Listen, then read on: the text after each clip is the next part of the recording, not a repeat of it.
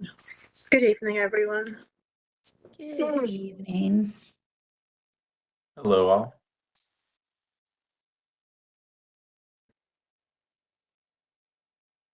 Good evening, everyone. Give me 1 second, please.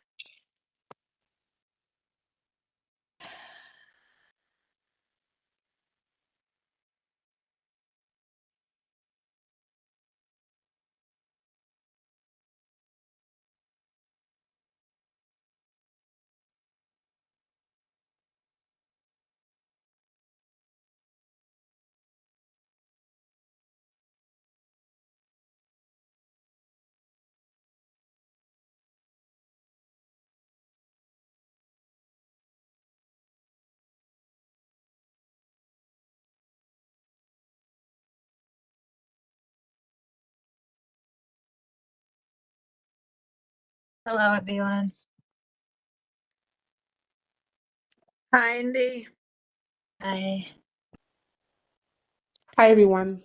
Hi. Thank you for agreeing to Hi, Venus. speak. Hi, Florencia. Hi, Sean.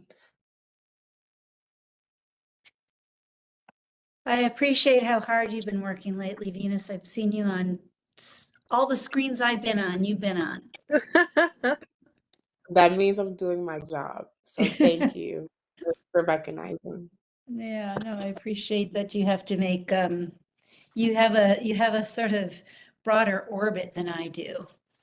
So you have to get around further away from point A to point B. Mhm.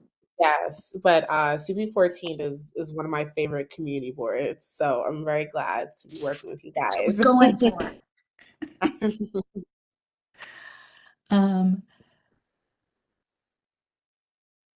And Florencia and Hindi, I was in touch with Matthew Eugene and sorry, Al Matthew. Oh, Matthew. Ooh, my brain just did a thing. And so I am expecting them. I sent a reminder, but if you, when you're ready to begin, let me know. I'll hit record. We are live streaming. And if you want to start with Venus, since Venus is here so promptly, we could, I defer to you. We will start with Venus. Yeah. So I'm just gonna, am I allowed to share my screen? Okay. All right. So, okay. Good evening, everyone. Welcome to the Community Safety Committee. My co-chair, Hindi, and I welcome everyone. And we welcome Venus Scantlebury from the CCRB. And so you could go ahead. Great. Yeah, you should have access to the share button at the bottom of your screen and that. Perfect. Great. Awesome. Oh, there it is. Well, Easy peasy. awesome. Good evening, everyone. My name is Venus Canterbury. I'm Brooklyn Outreach for the Civilian Complaint Review Board. I've been at the agency for 2 years and made it 2 years in December, so I'm very glad to be here. Today is going to be a presentation. It shouldn't run too long, just about what we do, who we are, some things that are coming up. And just feel free to ask any questions throughout the presentation or when we conclude. So, firstly, like everyone knows or everyone hears me say, we are a civilian oversight body for the largest police force in the country, and our roles are to investigate, mediate, and at times administratively prosecute complaints of misconduct against members of the NYPD. And what's really unique about our agency is that we are staffed entirely with civilian employees who are primarily investigators and attorneys. So we have our own headquarters, and we are not conjoined with the NYPD. We are a separate body. So this is really civilian oversight, and we want to mobilize civilian voices. So, a little bit about our board. The board is responsible for reviewing the findings that the investigator works on and then makes the recommendations of penalties and charges against that police officer. So, how our board is selected. five appointees come from the mayor. 5 appointees come from the city council, and that will represent each appointee will represent each borough. You have the public advocate's office. They appoint one member to the board. We have a joint collaboration appointee between the mayor and city council.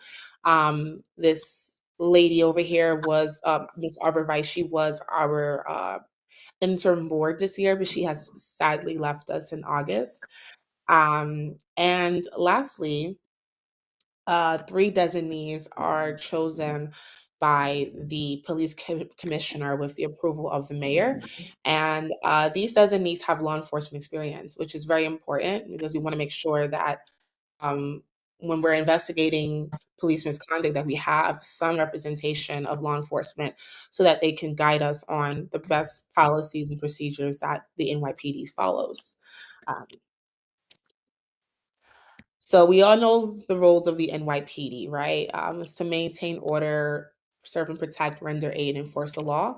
Um, but there's a lot more nuances to the job, and all of those policies, best procedures, and practices are outlined um, in the police patrol guide. And what our investigators and our board, what they do is they kind of analyze this book like it's the Bible, and they analyze it tooth and nail. And this is their reference to what policing is, right? This is the book, and it's public record, by the way. So if anyone wants to take a look at that book, it's easily available on Google.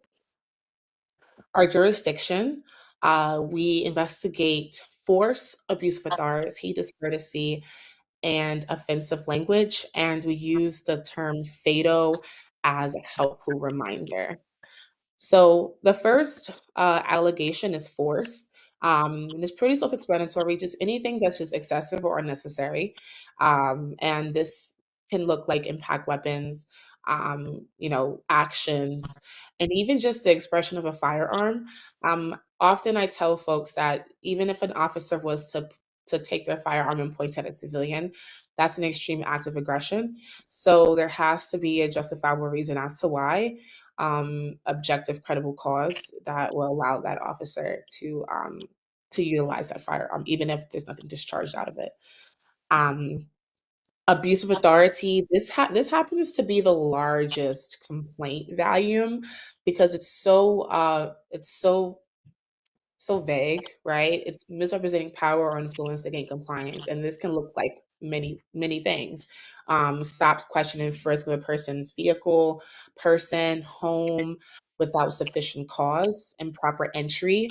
I tell folks, if you don't want an officer to come into your home, you just shouldn't open the door, because unless they have a warrant that is approved by a judge, they really don't have any justifiable reason to enter to someone's home.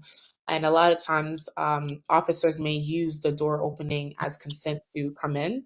So just to avoid any type of complications, I would tell folks to just talk to the officer through the door. Um, Refusal to provide name and shield number. This is a very common one. Threatening to call ICE. With the new administration changes that are happening, a lot of people are a bit afraid of what a lot of people who come from undocumented homes or immigrant families are very fearful of what this new age would bring. We want to rest people assured that ICE is not in the NYPD's jurisdiction. So if an NYPD officer was to use ICE as a tactic to gain compliance of someone, that may be misconduct, and um, they should file a complaint immediately. Forcible removal to a hospital. There's just certain procedures and protocols that have to take place.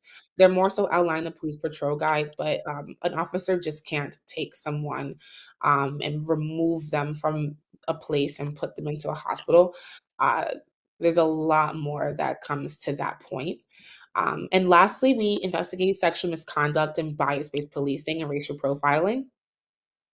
So sexual misconduct is very self-explanatory. And out of trigger warnings, I'm just not going to read everything on the slide. But I will say romantic propositions, that's like the fifth bullet. That is definitely misconduct. Whether or not it's flattering, right? We still want to make sure that civilians are feeling safe in their interactions with police. So something like, romantic propositions, it could look like misconduct, and you should file a complaint or reach out to us if any of these things on the slide takes place or you witness it. Um, let's go back to our racial profiling unit. This is our own. So within the agency, we have a separate unit for bias-based policing and racial profiling, because we realize that it's one thing to say that um, an officer uh, acted in misconduct towards me, right? But then there's another thing to say, well, they did this because of my religion, or they did this because of my sexual orientation. It takes a lot more data, a lot more time to gather the evidence, and we have to tap back into the courts to look at different trends that that officer has had throughout their career. So we just decided to create a department in the agency. So anything that is stemming from a specific incident that's motivated by discrimination against race, ethnicity, religion, gender, sexual orientation, housing status, and disability is misconduct, and I would encourage people to definitely file a complaint. Disability, I'm seeing this a lot now where we're having more awareness spread of for like people who are experiencing autism, who are neurodivergent. That would count as disability as well. So if they feel that an officer is acting different towards them because of their disability, then that is a complaint as well. Discourtesy, right? This is the third allegation in FATO. This is, self-explanatory: speaking, gesturing, or behaving rudely. We know that officers, right, like this is a very hard job. And we're not saying that like you can file a complaint. You should nitpick, right? But if you just feel like an encounter left you feeling belittled, that would kind of look like discourtesy, right? Profanity, we investigate profanity, but it depends, right? Obviously, if an officer is just like, speaking amongst themselves and you hear a curse word, right? Don't file a complaint. It's a private conversation. We all slip up. But if it's more so of like an officer is entering a situation that does not look escalated, and they escalated with their tone or their word choice, then that would look like misconduct. Um, and lastly, offensive language, uh, different from discourtesy, because this is motivated again based off of like biases and prejudice. So this is racial, religious slurs, and just anything that inappropriately refers to your ethnicity, race, nationality, religion, and all of that stuff that I mentioned previously. The Right to Know Act. This is a very important law that we love going over in our presentations. This is kind of like the checks and balances to like searches and um, what is expected when a person is being stopped by a police officer. The first thing is that the officer should identify themselves by providing their name and other information such as their rank, command, and shield number. And this is very important, right? We want to make sure that civilians are just they know who's patrolling their neighborhoods, and they know who is keeping them safe. Secondly, with some exceptions, explain the purpose of the interaction. Our chief prosecutor says it best when we do these workshops at City Tech, right? Obviously, if a person is about to commit a crime, right, they look like objectively they you see a weapon, objectively you see them committing a crime, harming themselves or others. That officer should not in no way, shape, or form, right, explain why they're stopping that person. But right, in other circumstances, And levels 1, 2, and 3 stops, that officer should explain why they're stopping you. So, an example, right? Hey, let's say if I if I work with someone at a school and they were missing, right? An officer may stop every so often people who pass that block to just question them about the person that's been missing, right? Something along the lines like that. Third, and the most important part of this is to inform you of your right to say no when asking your consent to search a person, property, vehicle, or home. And this is just very important because a lot of times folks feel a bit afraid or fearful to uh, use agency when they are talking to an officer. But it's important that an officer allows them to, well, informs them that you can decline a consensual search if you don't want to. And you will know it's consensual by just the word choice, right? Can I search your purse, right? Am I allowed to search your car, right? And if you're unsure whether or not is this a request or a demand, you can always ask yourself. And then usually the officers are supposed to offer a business card, but if they don't, it's okay, right? People forget. You can always ask, right? Hey, can I get a business card? With levels 1, 2, and 3s, I know some of us may know the How Many Stops Act that was passed through City Council. So this is just really good information to know. Levels 1, 2, and 3 stops are the three stops that a person would probably encounter when they are being stopped by a police officer. Level 1 is just general inquiry, right? Where just the officers coming up to you, asking you questions like, where do you live? Where are you coming from? These questions they are allowed to ask. Um, you're not detained in level 1 stops, so you are free to leave. We tell folks, right, you can either walk away or you can ask that officer, am I free to leave? And please, can you let me know what kind of stop this is, right? Level 2 is more so like accusatory questioning. So not that they're accusing you of doing anything, but going back to that example, if someone at my job is missing, right, they may ask me, right, when's the last time you saw so and so, just to kind of get some more information on maybe a crime that has been committed. With level 2 stops, you're not detained, and the officer should not restrict your freedom of movement. But if you are unsure, you always are able to ask, "Am I free to leave?" Lastly, level 3 stops is a bit more complex. This is a reasonable suspicion that you have committed a crime, you were an accomplice, and they may be able to detain you and pursue arrest. It really depends. With level 3 stops, they will actually consent to search. With level 1 and 2 stops, you won't be searched. You may possibly get frisked if they feel that a frisk is necessary, but a frisk is just patting down to see if there's any weapons. A search is to look into someone's bag or property, which is a bit different and a bit more invasive. So with level 3s, it really depends on whether or not you are free to leave. That officer will let you know. But they do have reasonable suspicion that you were a part of something. So you're not going to be able to walk freely without them saying so. How to file a complaint, right? There's 4 ways to file. Firstly, you can call our hotline, or you can call 311. Uh, you are able to do both.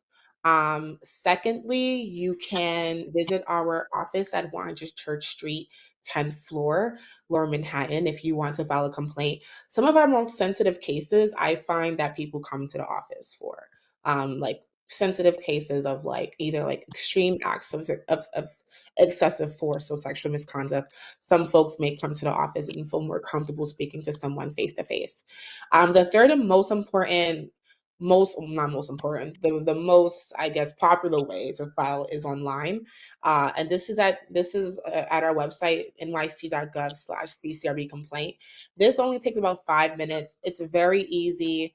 If you don't have all the information, just fill out all the fields that have asterisks, and we can do the rest of the work for you.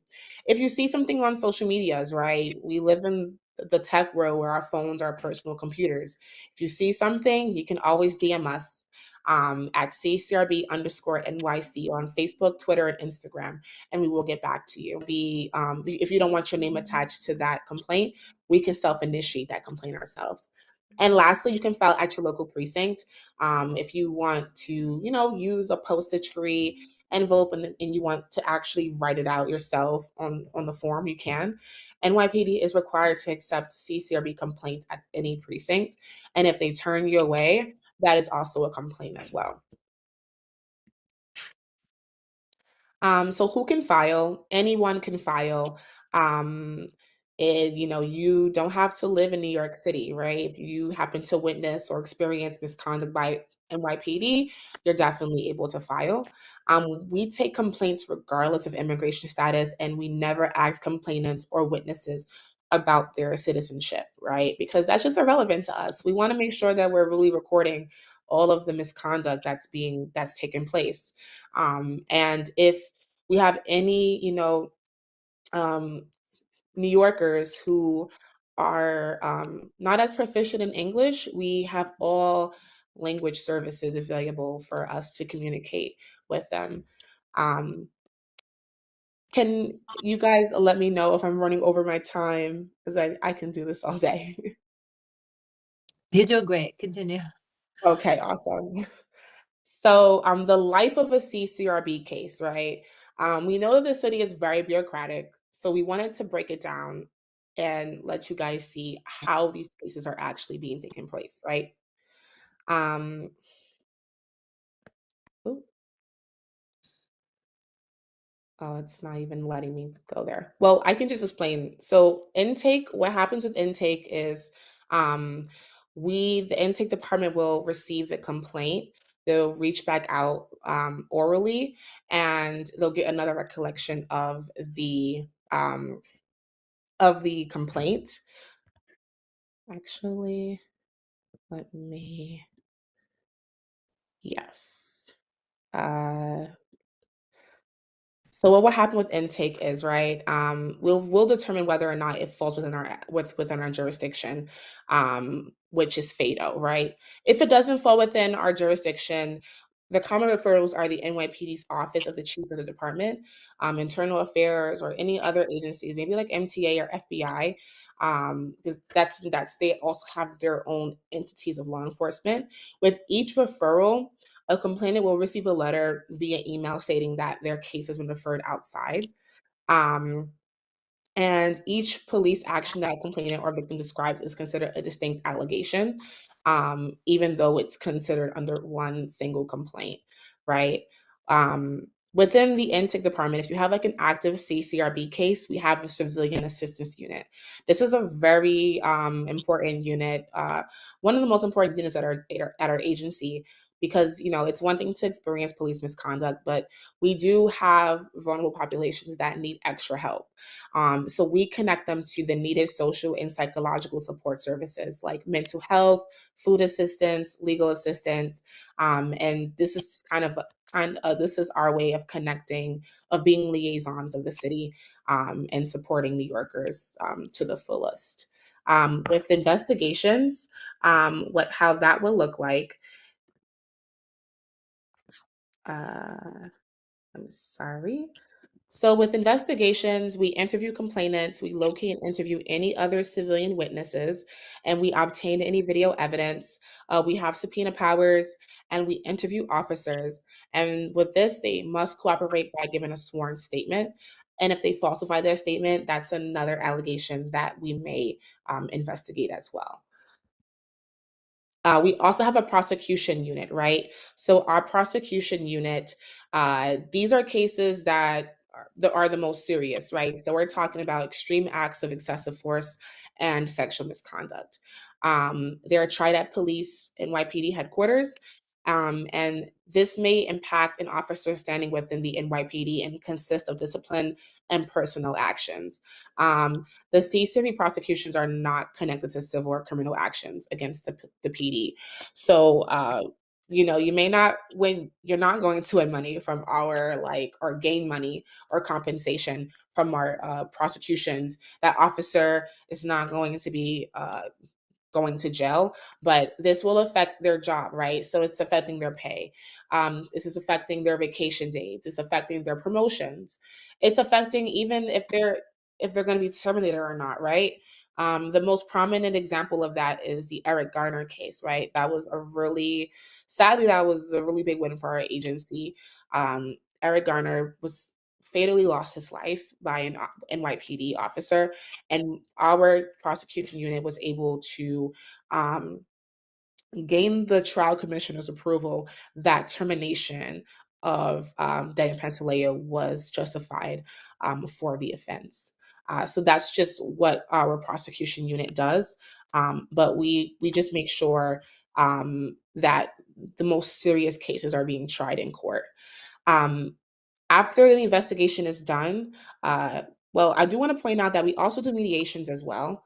Mediations are voluntary, and sometimes some people just don't want to go through the investigation process. Some folks just want to sit down with the officer and really understand what went wrong. These mediations are confidential, and they are being facilitated by a trained, neutral third-party mediator. So not from the NYPD or a CCRB, but someone that's just completely unbiased and is going to hear both parties out, right? And usually civilians have a high level of satisfaction. But let's say you're one of the civilians that are still not satisfied. We're not going to close the case. We'll continue to investigate it. And after the investigation's done, the investigator presents the recommendation to a 3-member panel. So, one of 3 of the board members out of the 15 will review the case.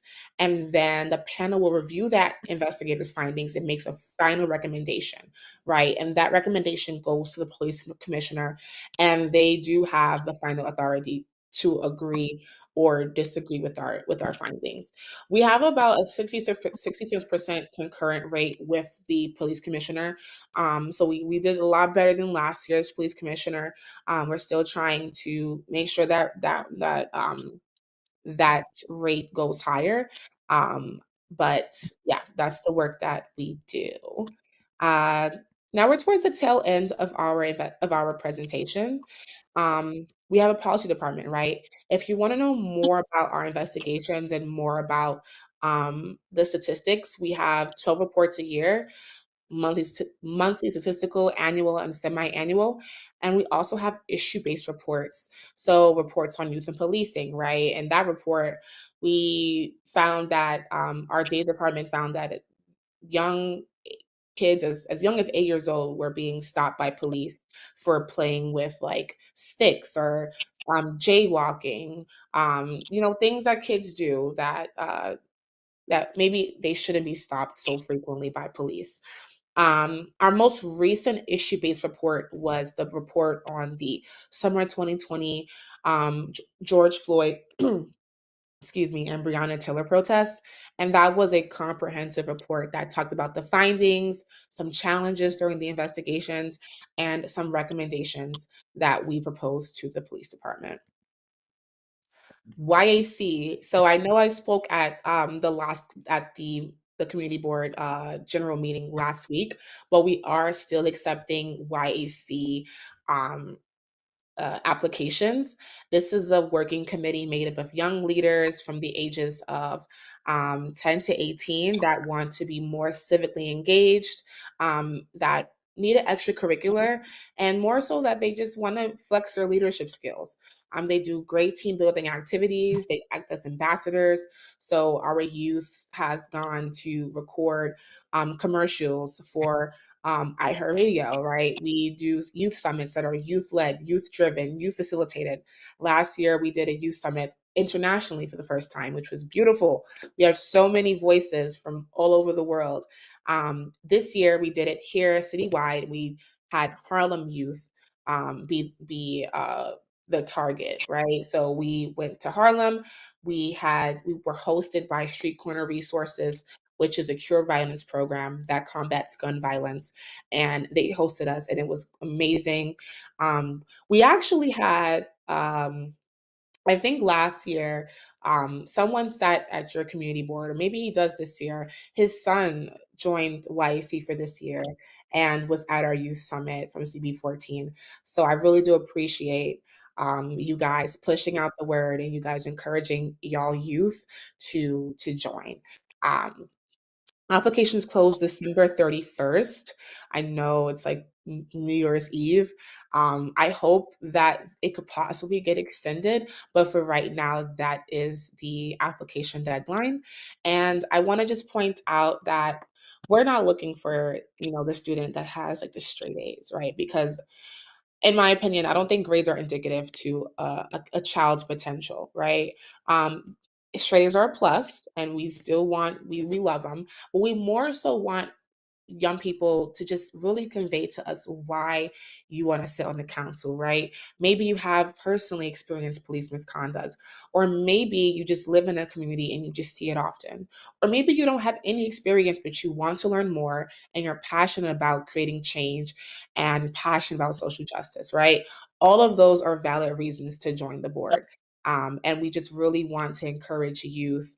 And I'm being biased from Brooklyn, especially, right? I'm trying to get my Brooklyn youth to come out and be on the board. So, yes. And I think that's about it, right? This just shows what we do in outreach. We do a slew of things. We have a lots of initiatives. This is us outside in the street. As Sean says, she sees me in every screen, and that means we're doing our job correctly. So if you know of any other places needs a that needs a workshop or needs further guidance on what we do, please don't hesitate to reach out and let me know of any places that I need to go to. I think last month I was at the Flatbush Community Theater, and that was great. And they had me actually participate and read lines and the scripts, and I was not ready for that, but innovative outreach, that's what we do. So please let me know any places that I need to go. But that's it. If I have any questions, you can answer. I can answer now. Hi, I have a question for you. If for children who want to join this council, when do you guys meet? Like, what are the hours? When are the times? Yes, so we meet monthly, and it's very low maintenance. It's virtual. We only come to the office about three or four times a 3 or 4 times a year. And when you come to our office, we definitely feed the students and provide Metro cards. But yeah, it's monthly, virtual over Zoom. And this council, our youth are more so are like in high school ages. We do have some middle schoolers, but these are just young people who, have aspirations of going to college and just, want more career development. Thank you so much. This is so informative and very much appreciated. Thank you, Hindi. And also, what's the time? What time usually are the meetings held? Yes, I'm Is that sorry. like at the end of the month or first? Is it a Monday Uh, or? so I do have to check because our deputy director Mara Rigi, she is the lead on YAC. I know the times they meet between 5 and 6. Um Actually, yes, I think it's the beginning of the month. I remember. Yes, the beginning of the month between 5 and 6 p.m. Thank you. Thank you so much. Thank you. Co-chairs, you have a Sean? couple hands up. Cyrus Smith, who's also one of our presenters, and Steve Cohen both raised hands. Sean, Um, if you can see what order they put their Yeah, hands up in, looks can like you? Mr. Smith is raised his hand first. Okay, Hey, go ahead. good evening. Hi, good evening. Thank you for inviting us. How you doing, Venus? Hi, Question with Cyrus. regards to hello. Excuse me. With regards to the level 3 stops, Mhm. based off of the precision policing, I guess, model now, would that be an explanation as to why it seems like somehow young people constantly being stopped, or we're just trying to find out if we know they are in that database and they have been engaged, but they are being stopped more often than not.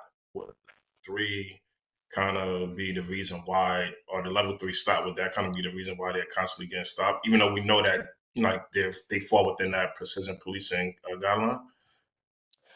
Yeah, so with level three stops, it has to be like a reasonable suspicion, and that's objective, right? Um, I know you work with youth in Brownsville, East Flatbush, so that's a very vulnerable communities, right? In Brooklyn, the 75, 73rd has the highest rate of police misconduct, right?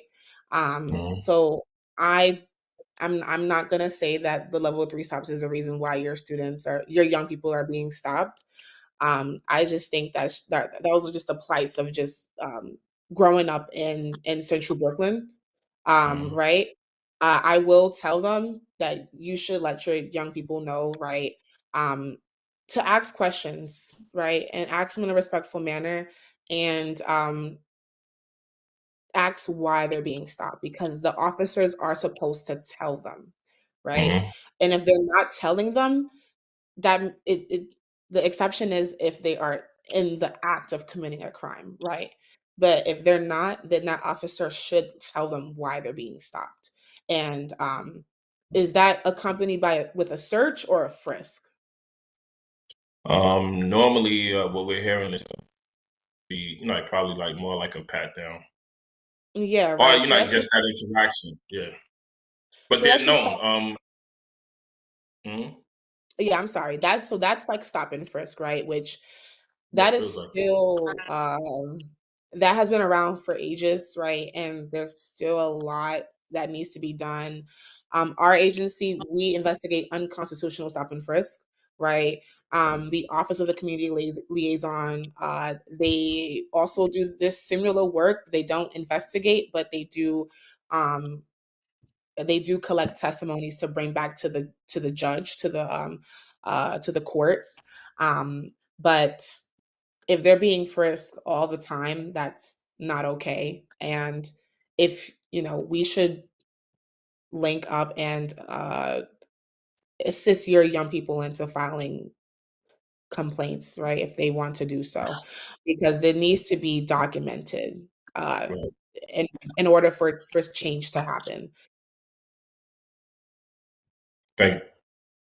You're welcome. Steve Cohen. Hello. Yeah, I just wanted to give a plug to the Youth Advisory Council because I Mhm. remember when you spoke about it at the the community board meeting last year. I encouraged my son to apply, who is interested in a career in law enforcement potentially, and he did it this past year, and it was a really great experience for him. He was 11 when he started it. Now he's 12, and just being able to meet kids from all over the city with different perspectives on policing, and I definitely saw some personal growth in terms of him being recognized by his peers in terms of having valuable input, especially with a lot of the kids being older than him. So it was just a really valuable experience for my son. So I'm glad something like that exists, and he's reapplying for next year, so hopefully he'll be able to continue on in that role. Thank you. And thank you for your testimony, Steve. Yes, that his son was amazing. And I loved it because we were in Harlem and you know he was networking with Harlem youth, right? And hearing their experience on how they are being stopped and frisked every day, right? And that has to happen. Our youth have to coexist. So he did a phenomenal job. Me and Marwa, we love him and we hope to see him back on the council. Great. The next person with the hand up is me. Go ahead, I'm Sean. going to call on myself. Thank you.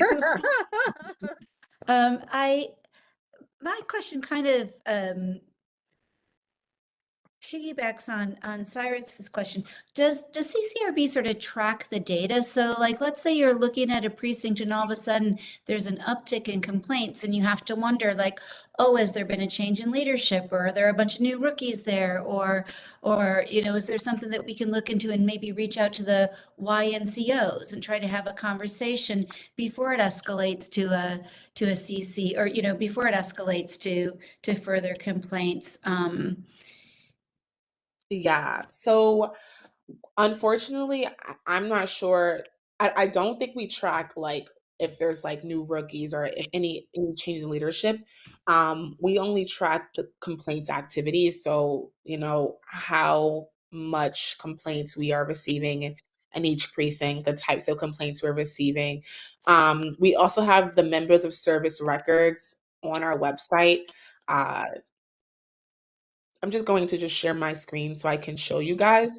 But if you go to our website, well, here's our website, right? And you go to, honestly, you can just type MOS. Mhm. It will show you every active and inactive member of service, and this was a mighty feat for us to get for this to be public. So I tell community boards and everybody who is a New Yorker to use this database, right? If right, Cyrus, right, if you know the like name of the officer that or the officers that are frisking your young people, right? You should go on our MOS records, right? See how many active, see if they are registered in our database for having CSRB complaints, right? Because then that can be a different conversation, right? Well, you have this officer that has a lot of CSRB complaints, and he's still right on still on the streets patrolling, right? He's still in this precinct.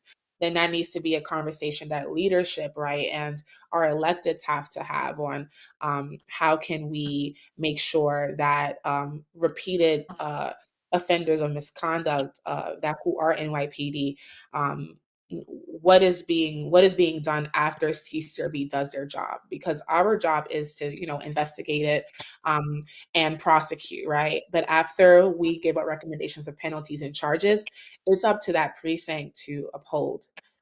So that's the things that we have, and also the complaint activity map. I kind of want to show you guys too. That's also a really good map because it shows you the precincts, right? So you can put it for 2024 or for any other year. And then it will show you, all of the kind of like complaints that you will see. So like I said, the 75th and the 73rd, and then it shows you the types, right? So it shows you, and as well, the Flatbush is 71st or 7-0. 76? 7-0. 770. Okay. So for the 7-0, this always acts. Okay, great. There was 60 complaints this year. And we see that majority were abuse of authority because it's such a wide range. But we had the second highest being force. So it's not as high as the other precincts, but it's still one of the vulnerable ones because you there's a borderline of East Flatbush, right, which is a bit darker. The darker the color, the more misconduct there is. Yeah, but Venus, so but it doesn't, you don't have a timeline for those complaints, right? Because what we can do is follow a member of service as that member of service might move from precinct to precinct, but you can't Mhm. follow trends within a precinct over the time that maybe they had a certain, I mean, I don't want to suggest this, but I'll say it as an example. During the tenure of a certain commanding officer, things went up or things went down. Or, once they replaced the YNCO with somebody else, complaints went up or complaints went down. It just seems like whether Yeah. it's publicly facing data or not, it just Mhm. seems like an information tool that could be used to try to make the police department better. So, I mean, ultimately, wouldn't it be great if we put you out of business? You know what I mean? Like, Please do, right? Because then that means that the community that I come from is going to be safer, right? right. And that's a really good suggestion, and I'll bring it up to our director of intergovernmental affairs. I Thank think you. what the closest thing that we have to that is that we have annual reports and monthly statistical reports. So I guess that person could pretty much go to like each year, and you can analyze yourself, like maybe 2020, the CEO that was there, he was better engaged with the community, and the complaints were lower than 2024. He went to the precinct, we got a new CEO, and now the complaints rose. So I can also drop those links in the chat too, or I can email them to email those. Either way. Okay. Thank you so much. And if you have anything on the youth advisory board, even though it's a little bit late in the game, I've got a couple schools in mind that I would push that might have students that would be eager to fill out an application. And I know co-chairs, we've got another presentation, so I'll turn it back over to you to see if you want to move forward. Yeah, I just had a question. I just like a comment sort of, is it possible also that there are more complaints now because people are more aware of this board as opposed to like, years back, the people weren't aware that they could complain and they didn't have this, they didn't have this board that they knew about, so now that there's so much more awareness, people are complaining more because they have that outlet. Well, yes, that actually you're correct, Hindi. The chief of our investigations, he definitely did say that. I guess the more robust outreach that our outreach department has been doing, and just also the media coverage that we've been having, has made an uptick in the complaints. So and our team is very small, so a lot of places we need to be more visible in, but that's a budget conversation, and we're doing the best that we can. But you're definitely right. Because of the more robust outreach, people just know our agency more, and they're filing those complaints. And even if those complaints aren't substantiated, they're coming to us at the first step, right? And it's good to know. Yeah, definitely. So thank you so much for coming. Just we're running out of time, and this was so informative. This was so great. Thank you.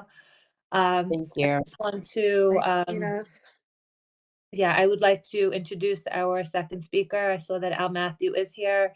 He's from Drum. He's gonna be presenting the Cure Violence model. Thank you so much again. We also have Cyrus Smith, so I don't know, gentlemen, which one of you are going to take the lead. Good evening, everyone. Good evening. Hi, Al. Hi, how are you? Thank you for coming. Yes, you're welcome.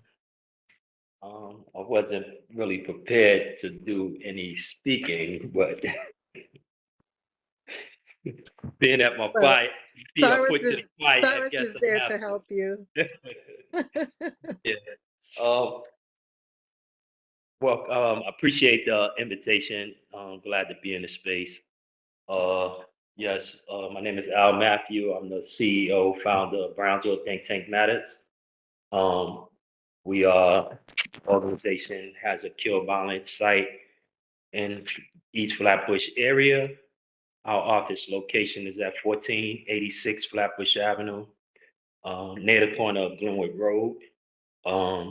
With this Cure Violence initiative that we have through the mayor's office and DYCD, we provide youth engagements, job readiness workshops with youth, do some gang prevention communication with the youth. If there's a shooting or stabbing, we try to reach out to those that was involved, try to do some mediation, even if it's before something like that escalates to that stage. If we get some knowledge of it, we try to do some preventive measures to keep it from escalating to something more detrimental. If there is a family that has a loss of someone by violence, we try to help them out through the mayor's office, which considered as Mark J, to get them some resources to help them with their burial. Unfortunately, in those situations, if Cyrus would like to add anything more, welcome to do so. Also, we do OSHA trainings through our organization. We help people get their 30-hour OSHA, their 10-hour SST, their flagging.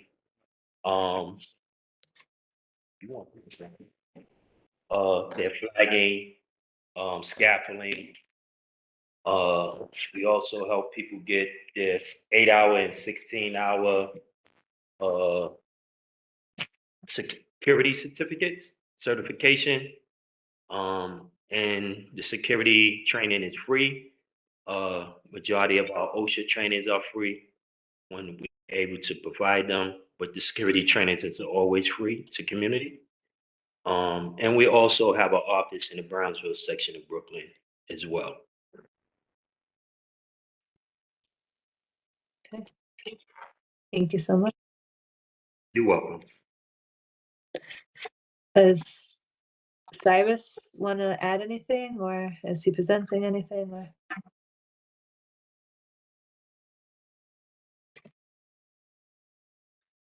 I think Cyrus just came and told me he dropped out. Oh, okay. Oh, okay.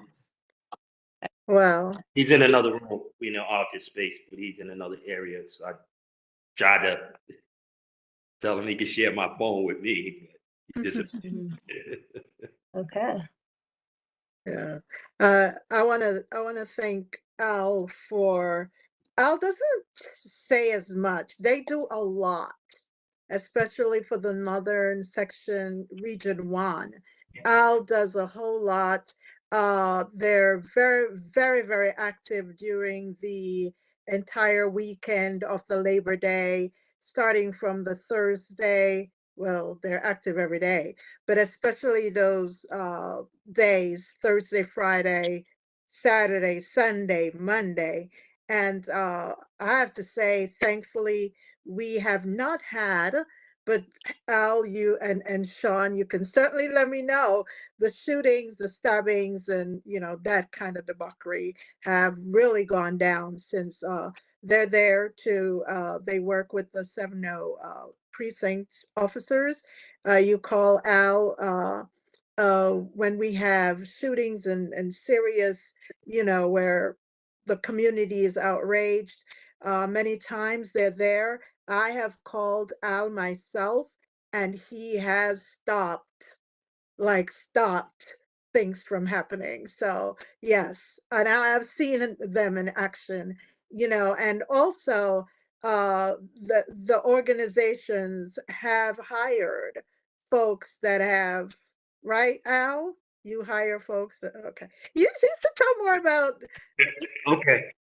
Yes. Well, the initiative, they call it credible messengers.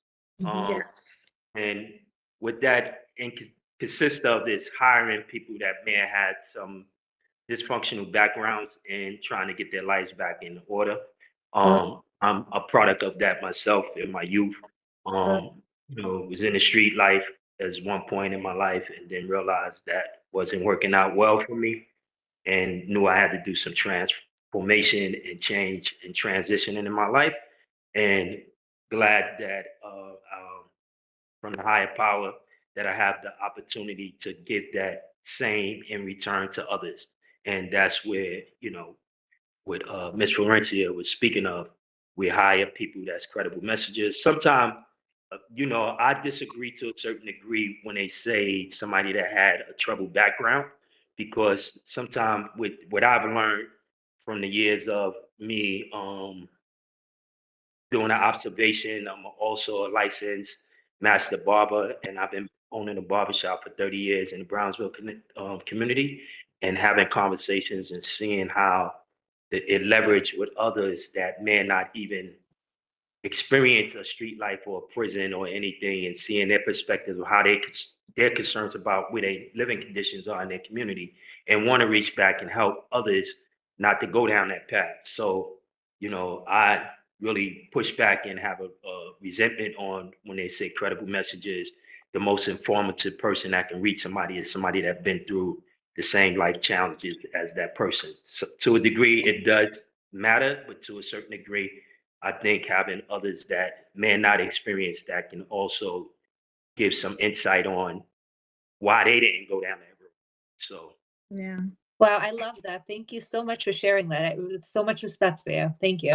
Yes. That's And your whole life's work. That's that it it's so important, and you're really making a difference. And it's like you bring a light to people who need that. So thank you so much for that. And I have the most respect for someone like you who, who turned their life around and is doing their utmost to help people like that.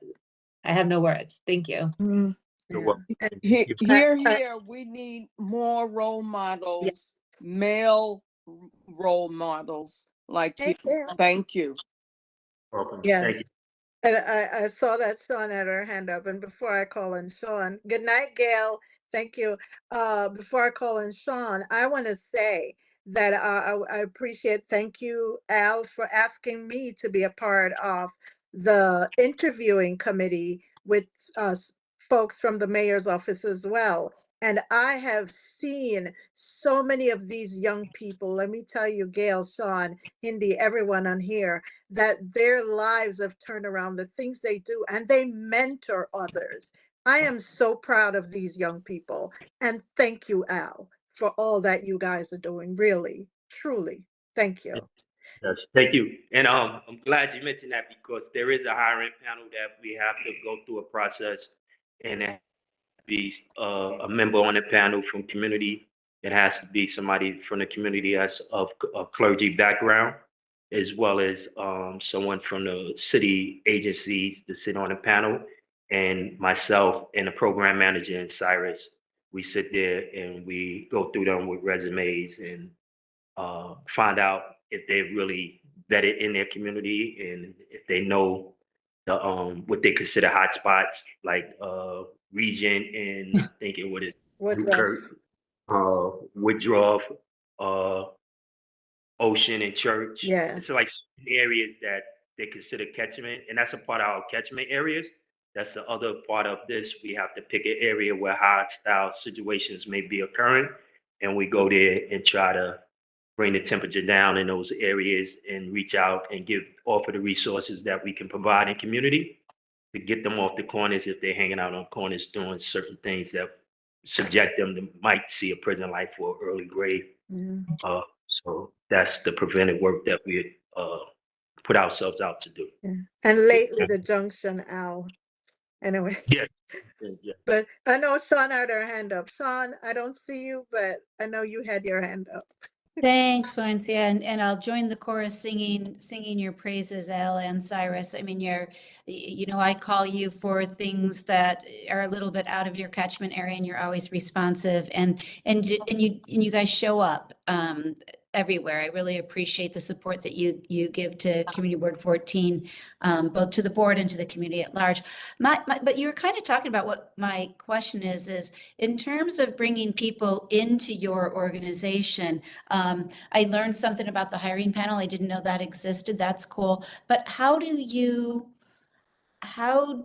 do outreach to get people interested and get them to that point where they're in front of the hiring panel to expand your feet on the ground? Most of the times, it might be an employee that's from the community because this initiative is people that lives in the community and very familiar with the community, and it be from the presence that the staff members show in community that people will come to our office and ask, can they get hired or is there a job opening? And we inform them to leave a resume, and the next time we have a job opening, they'd be considered, and we let them know they still have to be vetted through a hiring panel, and that's how that process happens. And also, I'd like to add, Ms. Florencia has been on the hiring panel since we started the organization in East Flatbush, and Reverend Thornton. Thank Excellent. you. And then another quick follow-up question, and then it is about resources. When you're engaging with people in the community, do you have resources for them in terms of jobs, education, and program opportunities that exist in the community? Because we're always willing to help make sure that, we're sharing what we know, and we could talk about how to share it out to you in a way that's would be easiest for you to use. And on that same note, some of you were also at the youth committee meeting last week where we had a presentation on the Your Peer app for youth. And that's just sort of a cool, like wherever you are, like standing on the planet, well, no, not on the planet, but New York, you can, you know, put in your location, and all of the services that are on this app sort of pop up on the map. So you can sort them by clothing, food, and mental health, or just hygiene needs. And it was just a really cool app. And I want to make sure that you have access to that. And I'm just wondering what other tools like that you might have. Yes, so with regards to our community resources, on our team, we do have an education employment specialist and a community coordinator. And typically, they would go out and gather information, and then when we meet people, whether in the office or out and about while the team is doing community engagement and canvassing, that's where we would share that information. However, this year, what's exciting is DYCD took over the management of the Care Balance Initiative, or the CMS work. And with that, even though that relationship was always there, now that we have kind of like a formal relationship with them, now we have access to, we're being made more aware of all of the resources that DYCD has to offer. Cool. So we've been leaning heavy on their education program. What I was excited to learn and share with the community is a lot of times we get caught up in the Department of Youth, and we forget about the community development aspect of it, which is the CD. And under the community development line, we've been able to expand our reach in terms of helping, you know, like young people who are housing challenged, are going through DYCD's agencies that provide short-term and long-term housing, whether it be for runaway youth or any youth, you know, like that's housing challenged. That's something that we wasn't really taking full advantage of prior to this new relationship. In addition to that, that's where we get our slots for our summer youth employment. But now that we're with them, we can go a little further. Now we have Work on Grow, which allows us to give opportunities to high school youth who participated in summer youth, and then they still, you know, like will have an opportunity to work part time from October through April. And then we've always had AGVP, Anti-Gun Violence Youth Employment Program, which focuses more so on, you know, like young people who are actively, like maybe, you know, like community justice involved. But again, it gives them an opportunity to earn employment and still, you know, have that formal relationship, you know, like via mentorship from, you know, like October through April, like again. But again, just that DYCD connection has been really resourceful. But again, even though it was already there, the fact that they're a formal part of the CMF world now, we've been able to expand on that. And then community is pretty generous. Based off our location on Flatbush and Glenwood, sometimes people will come in with resources and share, like with our office manager.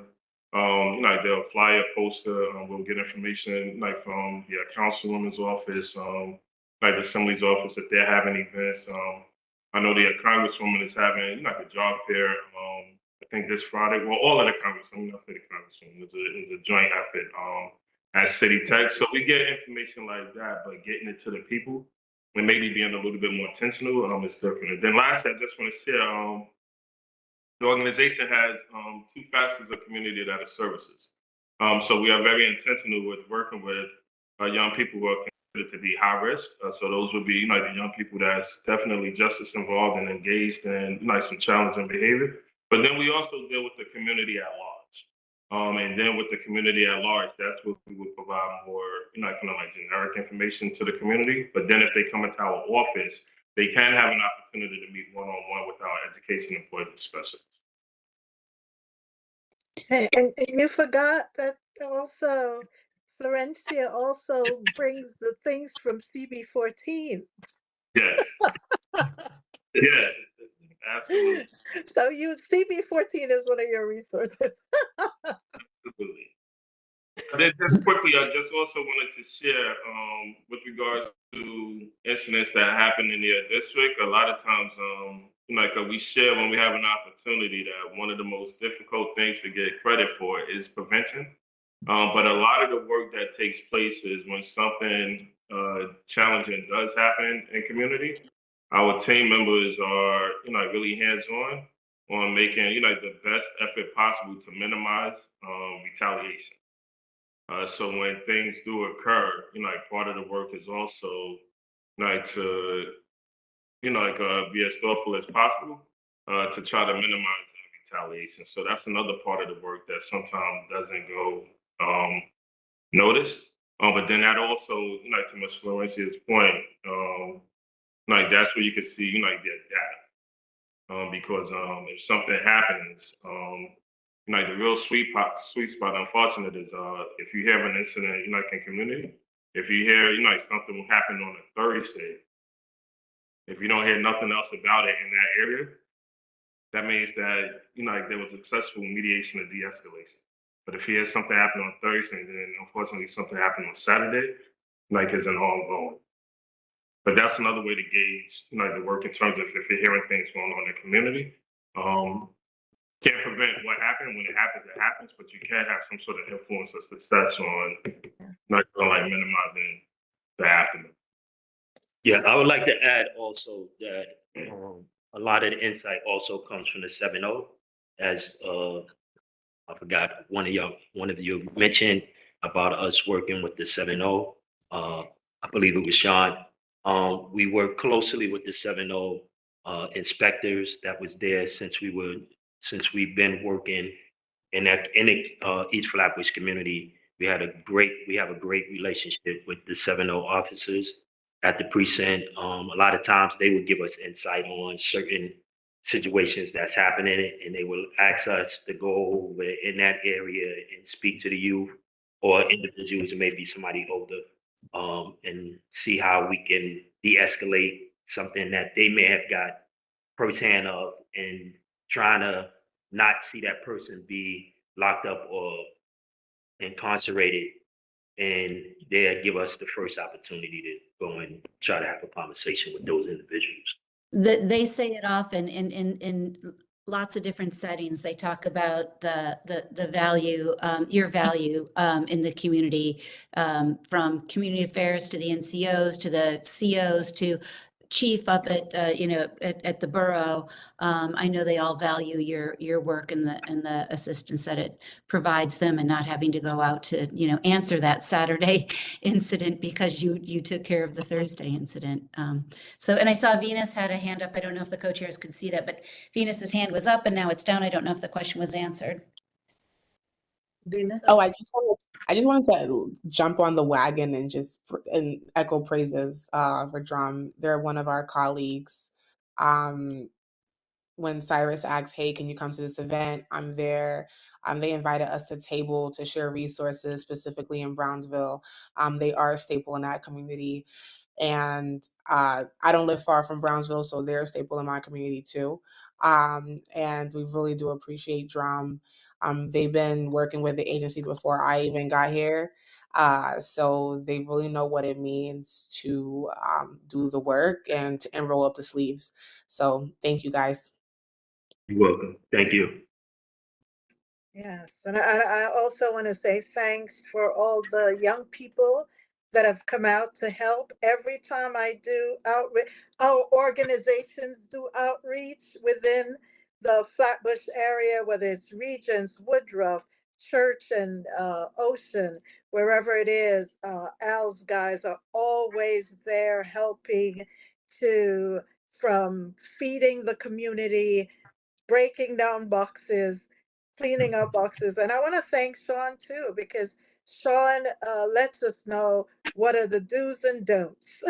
So Sean plays, and also Sean, her office is there when the rookies are there, and for members of the community, the clergy, Drum, and other organizations come out, Shamrem, to come out to interview and to speak to the rookies that are there, to let them know, feel welcome, and to let them know what to expect from our diverse communities. Also, folks from the Muslim community as well. So thank you, Sean, for all you do. Sean does a lot too, Sean does. right? Everybody Thank knows. you. Yes, thank you all for all that you do. Yes, And we're thank fortunate to have you in our community. we are blessed. Yes, thank you. And we thank Hindi.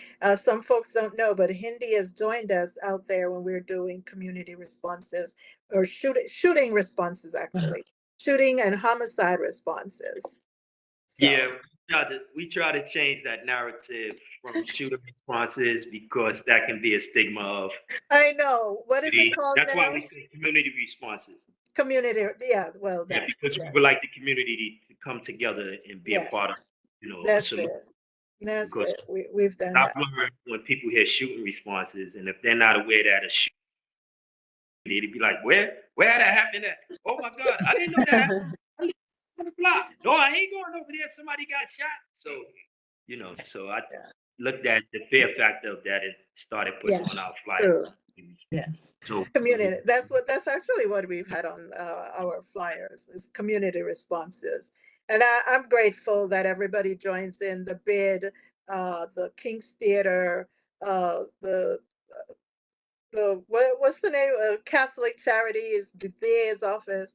Everybody just comes out and are part of it, including our board. So thanks to everyone. Is there anyone else that has their hand up? Sean, can you see? I can't see. I don't see any other hands, but I'm glad we acknowledge that we are part of a great community. We are. yes, and we welcome and thank y'all for having us for the last 3 years in the community and welcoming us from Brownsville to the Flatbush community, East Flatbush and Flatbush community. Gail, I think Gail has something to add. Yeah, unfortunately, my hand went away because it was up there. But you have a real hand, when so it's I okay. went back to find it, I couldn't find my hand. But Sorry. in either event, this has really been a very inspirational meeting. So I have to thank the committee and of course Sean for Yes. everything they've done, and CCRB and Drum, you guys continue to make us proud. And to Steve's son, Yes. Ray, you're in the house and we're very proud of you. So thank you. Yes, thank you. And thanks, Venus. Venus works very hard. As Sean said, she's everywhere. And we love it. Thank you for Well, I helping. did say our community share. CCRB, so that was You did, you Venus. did. Thanks, Gail. Thank you. Gail's a great supporter. Thank you. So, Sean, anyone else? Or No, you had asked if there was the other business, and I will make an announcement because I found out just before we started this meeting that the NCO Sergeant John Velez, who's really done an excellent job supervising the NCO program, even as the NCO program sort of quiets down in what it used to do, but John Velez has been transferred to the new precinct in Queens, and people come and go at the precinct, but I think John no. will be sorely missed. He was sort of always a grown up in the room and professional with how he conducted himself and just assisted with things big and small. So he'll be missed, and I guess we'll find out who the new NCO sergeant is hopefully soon. Hopefully that won't be vacant for too long, but I wanted to let you know. Detective Nuzzi did text me while we were on this meeting that he had some technical difficulties and then had to run off to something, but sent his regards. Okay, thank you. We're going to miss John. Really? Yeah. Yeah. So that's Queen's gain and our loss. Yeah, Right? yeah. I don't Oh. like that. Okay, and so while we're on here, just to know that tomorrow night at 7:30 will be the 70 precinct council's year-end party or Christmas party for the kids. So it's a meeting and a party in one. It's at 7:30. It's at 175 Lawrence. It's right across the street from the precinct on Lawrence Avenue. Yeah, so it's always fun. What's his name again, Sean? The treasurer, is he doing? No, he's not the treasurer. Nathan Magic. Nathan. I think so. That's their tradition anyway. Yeah, Nathan and Blue Santa.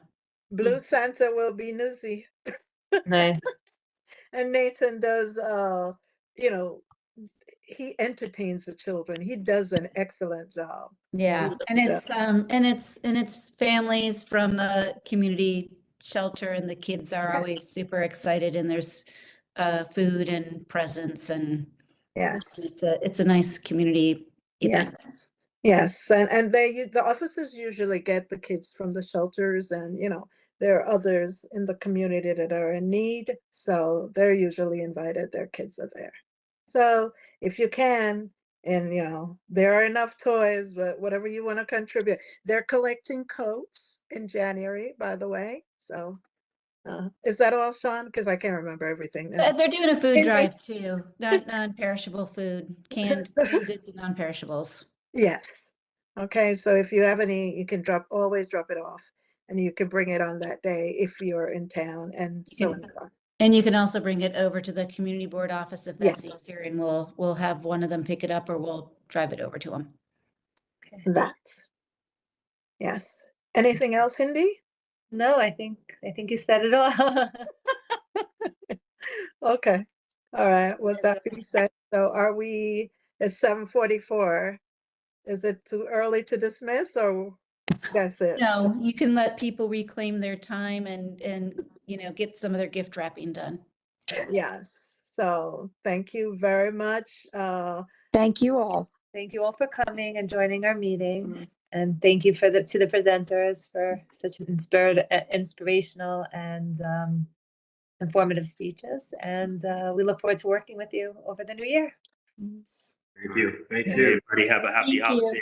New year coming in. Happy holiday. Happy holidays, Hanukkah, everyone. Happy Holidays to everyone. Kwanzaa. Have Everyone. a wonderful Thank night, you. everyone. Thank Good you all. night, everyone. Thank you. Night. Be Bye. safe. You too. All righty. Bye. Take care. Thank you. Thanks, Cindy. Hey, Thank you. Rosemarie.